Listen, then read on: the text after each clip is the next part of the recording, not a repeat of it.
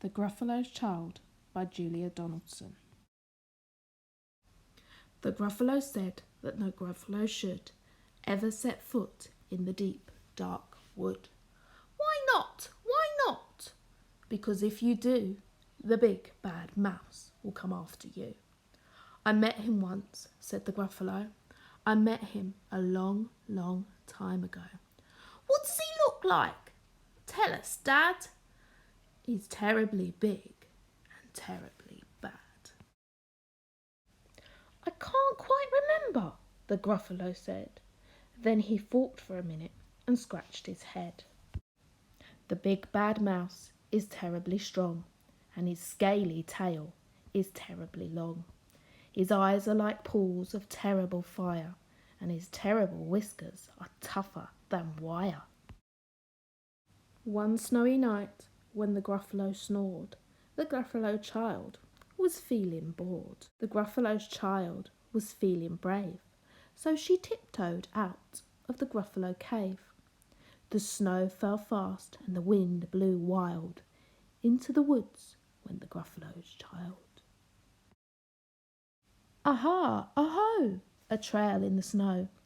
Who is this trail and where does it go? A tail poked out of a log pile house. Could this be the tail of the big bad mouse? Out slid the creature. His eyes were small, and he didn't have whiskers. No, none at all. You're not the mouse. Not I, said the snake. He's down by the lake, eating Gruffalo cake. The snow fell fast, and the wind blew wild. I'm not scared, said the Gruffalo child. Aha, aho, marks in the snow. Who are these claw marks? Where do they go? Two eyes gleamed out of a treetop house. Could these be the eyes of the big bad mouse? Down flew the creature. His tail was short, and he didn't have whiskers of any sort. You're not a mouse, to wit to woo. Not I, but he's somewhere nearby, eating Gruffalo pie. The snow fell fast, and the wind blew wild. I'm not scared, said the Gruffalo's child. Aha, aho, a track in the snow. Who is this track, and where does it go? Whiskers at last, and an underground house. Could this be the home of the big bad mouse? Out slunk the creature. His eyes weren't fiery. His tail wasn't scaly, and his whiskers weren't wiry. You're not a mouse. Oh no, not me. He's under a tree, drinking Gruffalo tea.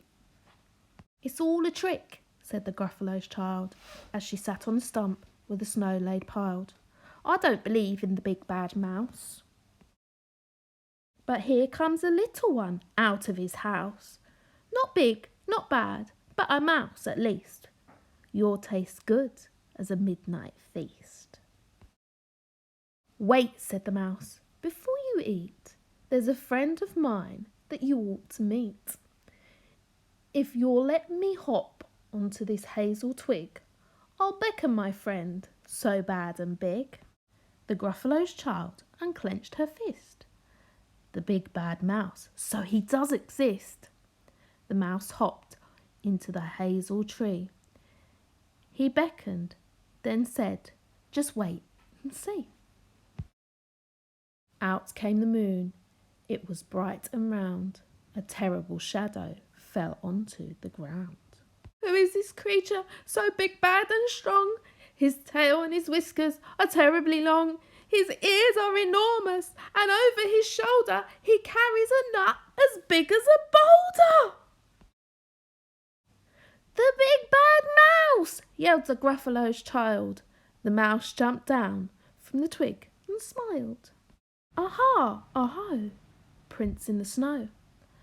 Who are these footprints, and where do they go? The footprints led to the Gruffalo cave, where the Gruffalo's child was a bit less brave. The Gruffalo's child was a bit less bored. And the Gruffalo snored and snored and snored.